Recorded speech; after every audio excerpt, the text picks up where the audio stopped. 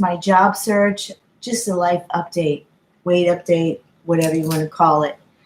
Um, I have been since June of 2017. When I got laid off from my job, I was basically debt free. I didn't have any debts. And we live modestly. We don't live extravagantly. We have a very small, we sold our house, we downsized in the last 8 years ago. To have a more comfortable lifestyle. My husband is 10 years older than me, and I will be 59 in December. So, to give you an idea, I got laid off from my research job of 8 years. I've been in healthcare for since 1987, basically, and I did some side gigs or whatever. But basically, my full-time job has been in healthcare. I did take a year off, 6 months to a year, to finish uh, my bachelor's of science degree, and then I went back to school, and then I finished that, and then I got married, and I moved here to Maryland or whatever. So yeah, so that's basically been since 2004. But I've been actively employed since 2005 here in Maryland. 8 years of it, I've been working in the capacity of interventional cardiology research. My job was sedentary, and I was sitting in a job. Basically, since 2011, I became obese. From 2005 to 2006, I started to get obese, and you can look back on my channel. So yeah, in 2012, I had the lappy, and unfortunately, I chose the wrong metabolic procedure as far as long-term weight loss and hormonal, because I'm post-menopause now, and I went through a hormonal shitstorm since I've been 30, in the middle of my 30s. I had PCOS, I had all those kind of issues, and I've been on the medical merry-go-round, just trying to find truth and trying to find the solution of my healthcare needs and to solve my healthcare issues, whatever they may be. But I never got any really valid answers from any of the medical practitioners. When I healed my gut in 2016, I had my lapia unfilled. I was having a lot of issues of gastric reflux.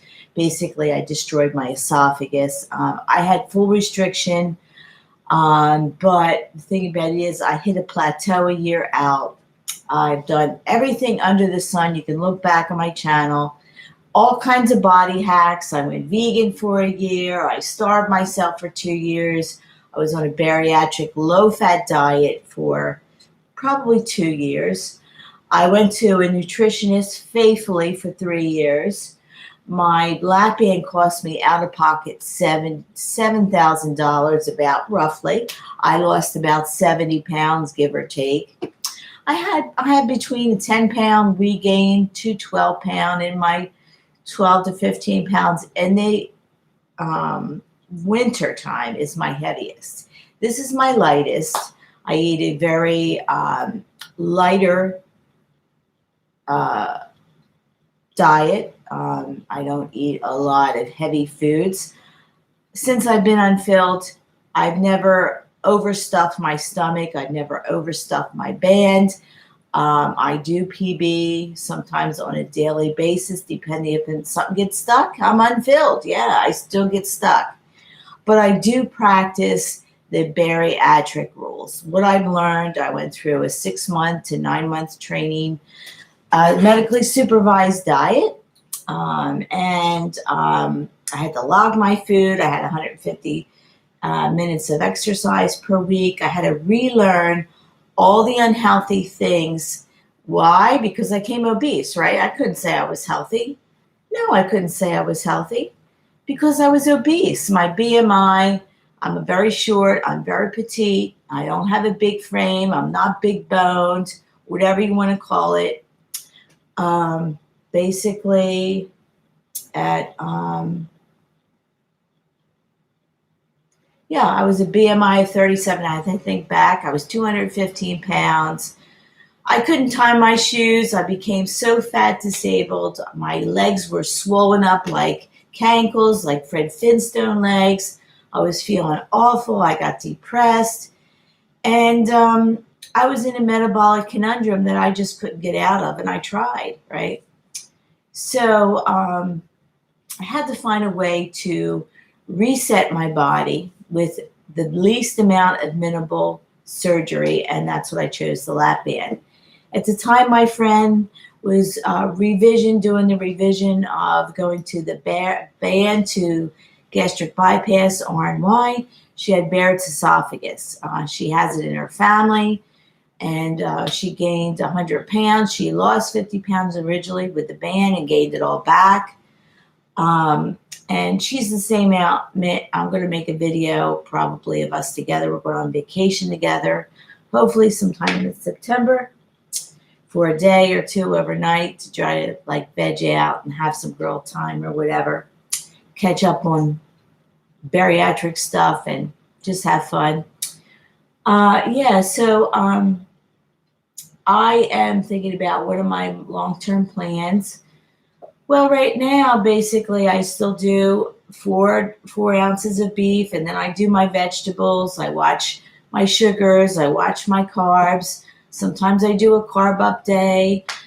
Sometimes I do intermittent fasting. I stopped exercising for a while to see what happens to my body if I don't do fitness. I need fitness. And I need movement daily, right? So that's no good to stop exercising for me to do fitness. Do I do hard fitness like I did in training for triathlon from 2013 to 2016? No, I don't do hard training anymore. I can't physically do it. I got lymphedema. I had a gut bacteria. And I solved a lot of my medical issues myself of learning through YouTube because I couldn't depend on the medical gurus, or they just sent me on that damn medical round, spending too much money, and I got no answers. And they don't know the root cause anyway. They only treat symptoms, right? So you have to find your issues to your medical problems, right? Because through my experience, they only treat symptoms, symptomology, right? Mm-hmm. Yeah. So, and then they'll pump you up on all medications, which cause more problems, right? So you have to find the reason of your illness and your sickness, study, learn, and seek the truth through your path for your own body, because my body and your body is totally different. We're at totally different genetics. We're at different age groups. Structurally, we're different. Metabolically, we're different. Metabolisms are different, and I got a broken one since way back. Yeah. Basically, I've been doing OMAD. I did it years ago when I was in my 20s, in my 30s, and then from 2000, when I got married, I said, screw it. I don't care. I don't care what happens to my body because I got the fish, right? And basically, I adapted my husband's lifestyle and his way pattern eating. And he has an unhealthy pattern eating because he's an ectomorph. He has no fatties in his family, a very, very high metabolism, very extremely high. And he eats a lot of bad food and he doesn't suffer from the consequences. Why? I don't know. But so my long-term plans is basically to do what I've been doing. You've seen a lot of my cooking videos. That's how I eat. Do I eat some bad food? Do I eat some high carbs, chips and stuff? Yeah, but it's a very limited amount because as soon as I eat that stuff, the scale goes up. Mm-hmm. And I see it on my clothes or the scale. It's no denying it, right? Mm-hmm. So I try to balance myself. I really try to balance myself because I can go to the extreme and get myself all whacked out and get myself all upset, emotionally upset because the scale goes up. I'm 6.5 years out, right? I have no alternative to getting the revision because my BMI is 30. Sometimes it goes below if I fast. My weight scale goes between 155 to 165. If the scale goes to 160, because that's my post-pregnancy weight, my body loves that. The sirens go off and it's time for a fast, or it's time to cut back on the carbs or the sugar or stuff, right? Because my body is not as sedentary, it changes, and that's my buffer zone. After 160, then I really have to do something really harsh to get my body to go back under 160. I'm post-menopause, right? The doctors will say, oh, you're going to get fat. That's normal to get fat. No, it's not normal for me to get fat because I don't like to feel that way. I don't like to feel overweight. I don't like to feel bloated. I like to feel light. I like to feel fit. And I like to feel healthy somewhat in my mind, right? So I'm going back to work. I have been going on some interviews, and I've been actively seeking employment. I've been putting my resume on Indeed. Probably go back to the medical field. I have a good job prospects on Friday. Hey, it's dermatology, right? So we'll see if I get the job. I'm really excited. It's close.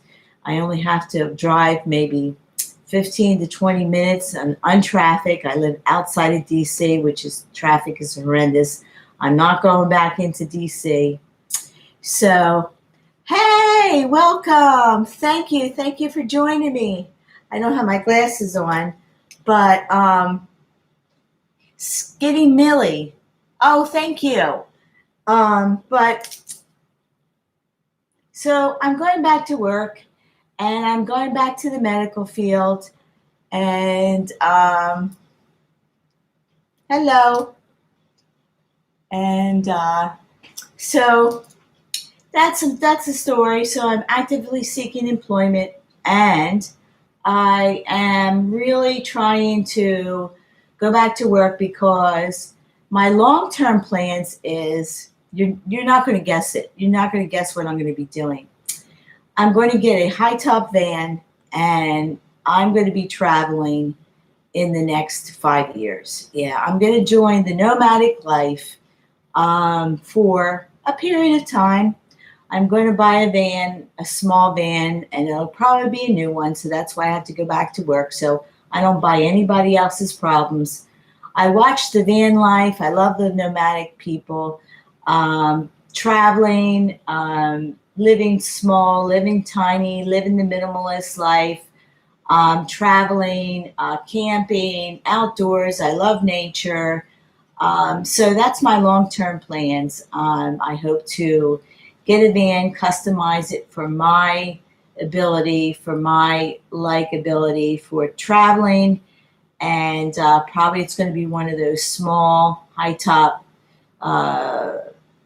2000 Dodge minivan, and customize it to my liking so I can do the van life, right? And travel maybe United States and maybe hopefully Europe, right? Who knows? But I'm thinking about long-term plans and to see how my life goes. So I have to start saving, right? Because I don't want to buy a used van. I don't want to buy anybody else's problems. So that's the plan.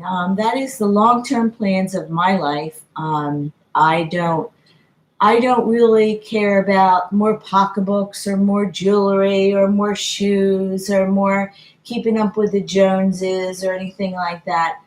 I want to be going out in nature and visiting some areas of places that I wanted to visit. I was out in California in 2017. I never got to visit the national parks out there. Hopefully I'll find somebody that wants to travel with me and do the van life. Maybe I'll meet up with another caravan of people. Hopefully I don't want to travel alone in the van. I don't like to be alone. I'm not a loner. I like people. I like to talk. I like to learn things. And I'm very friendly. So I'll probably meet a bunch of nomads, maybe women like myself, women my age group, because those young millennials, they don't want some middle-aged woman around. But my husband isn't into that kind of thing, so he'll stay behind, and I'll meet up with him a couple times a year, maybe, or whatever. Hopefully, my health will stay in check. That I'll be able to do hiking and skiing and all those things that I want to do that I can't do now, and it sticks and bricks. So that's a long-term goal. And getting back to work, I have a job prospect and dermatology, which, I was a cosmetologist way back when, so I know about skincare. And I'm interested in skincare and taking care of my skin, and learning the new things about skincare and, Botox and wrinkle reduction and all these things, and about the skin and what dermatologists do. Um, I'm interested in that. It will be a new field for me. I have worked in dermatology. I did work for a board certified doctor who was board certified in 2006. He was board certified in 4 different areas, which was very interesting. So I can say that I do have some experience. I'm a certified medical assistant. Had 8 years of research, cardiology research. They want me to do back office and front office, of course, and I can do both. So yeah, so I'm very diversified in my experience in the medical field. Thank you. Um, yes, yes, that's my plans. I don't know if they'll pan out, but that's my long-term goals. You always have to have goals. If it's short-term goals or long-term goals, write it down. It helps you to track and keep track of what you want to do in life. I'm done raising kids, and I want to see my grandchild. He's in New Jersey. He'll be 2 years old. Hopefully, I'll be able to visit them in the future. I've been banned from seeing my daughter. She got angry with me, and she doesn't want to talk to me, and she won't let me see my grandson, which is very, very emotionally upsetting. But I think that's her ulterior motive, to hurt me and to stab the knife in my back. But people do what they want to do, right? I always say karma. Karma comes back to you. I've always been a good mom. I was a mom for 20 years. Unfortunately, children, when they grow up, when they're teenagers, your job as a parent is to protect your child as best as you can. Whether or not your child, wants to abide by your rules, the way you live, hopefully they're healthy, which I led a healthy life. And she decided that when she was in high school that she wanted to do what she wanted to do. I tried to protect her. Thankfully, thank God that she went to college. She has a good occupation. She has a family life now. Thank God. I'm so happy for her.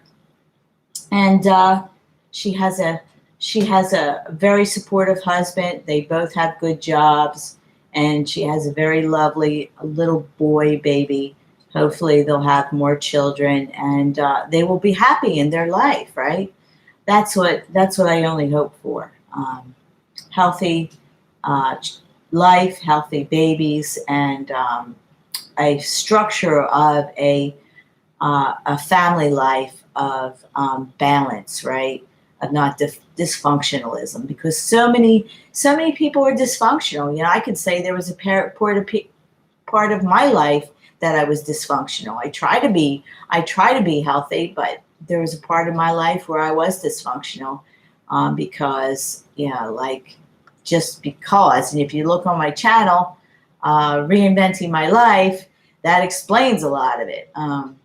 But anyway, so I'm rambling on. Thank you for the visitor of just listening to my dogma.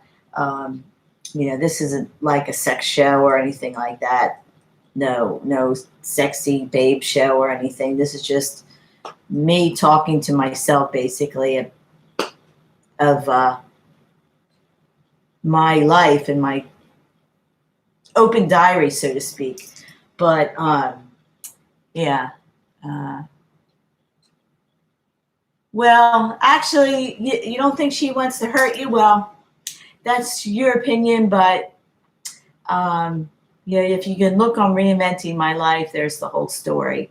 But I haven't seen my grandson very much, and she says I'm a narcissist. I don't think I'm a narcissist. But I do have some beliefs and some, I guess, my own dogma of the way I like to live my life. I don't believe in drinking socially. I mean, socially, but I don't believe in doing drugs. I don't believe in none of that stuff. If you want to do it, or some people want to do it, hey, I have not always been an angel. Back in my former life, I can have a lot of skeletons that pop out in my closet, but I call them a learning path of experiences. Let's say I grew up in the 70s, so hey,